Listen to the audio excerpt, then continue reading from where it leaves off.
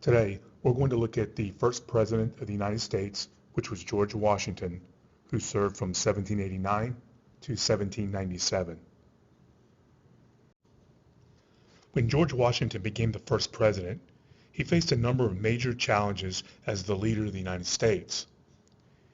He had to define the authority of the central government, create a stable economic system, maintain national security, and conduct foreign relations. In defining the central government, the Constitution gave Washington the power to appoint officials in charge of executive departments. These officials became known as his cabinet. They advised Washington on specific matters. The cabinet was an important precedent established by Washington.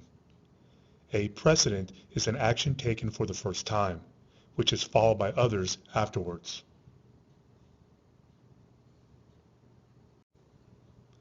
The most serious of the problems Washington faced was economic.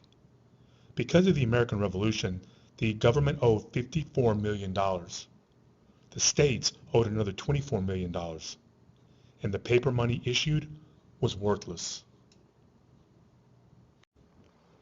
Alexander Hamilton was made Secretary of the Treasury, and it was his job to solve this financial problem. His goal was to get the nation on a sound financial footing. Alexander Hamilton's first step was to pay off the debt owed by the national government and the states. This would establish the nation's credit. Hamilton then proposed the creation of a national bank so the government would have a place to deposit taxes and to provide currency, which is money. Hamilton then asked Congress to pass a high protective tariff. This would tax foreign goods and protect American industries from foreign competition. His next step was very unpopular. He proposed a tax on whiskey to raise money. Many people believed this new government was going to be just like the British government and do nothing but tax its citizens. The whiskey tax led to an event in 1794 which tested Washington's powers as president. Farmers in western Pennsylvania refused to pay the tax on whiskey. They even threatened tax collectors. This was known as the Whiskey Rebellion. Washington called up the militia to put an end to the rebellion. The rebels fled before any fighting took place.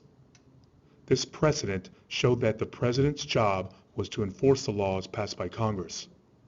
Washington showed he would use the military to do this when necessary. During Washington's administration, the first political parties in the U.S. began to form. A political party tries to elect their members to government offices so that they will pass laws that favor their ideas. Washington did not like political parties. He believed they divided the nation. The first two political parties revolved around the beliefs of Alexander Hamilton and Thomas Jefferson. The Democratic-Republican Party was led by Thomas Jefferson. Jefferson believed that the states should have more power than the federal government, and this party was supported by farmers.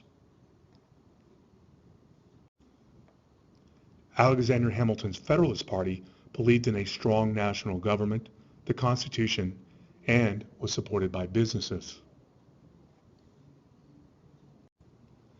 Another major issue Washington had to face was foreign relations with other countries. At this time, the U.S. was very weak militarily. It could not afford to get involved in foreign conflicts. So Washington's policy was to be neutral. This means do not favor any side. Finally, after 2 terms in office, George Washington decided not to run for a 3rd term. This set another precedent that was followed for the next 130 years. Before he left office, he issued his farewell address. In this address, he gave warnings to the people and leaders of the United States. In his farewell address, Washington issued the following warnings. Do not get involved in foreign entanglements, which means foreign wars. Political parties are bad because they divide the country. Do not let regional differences between the North and the South divide the country.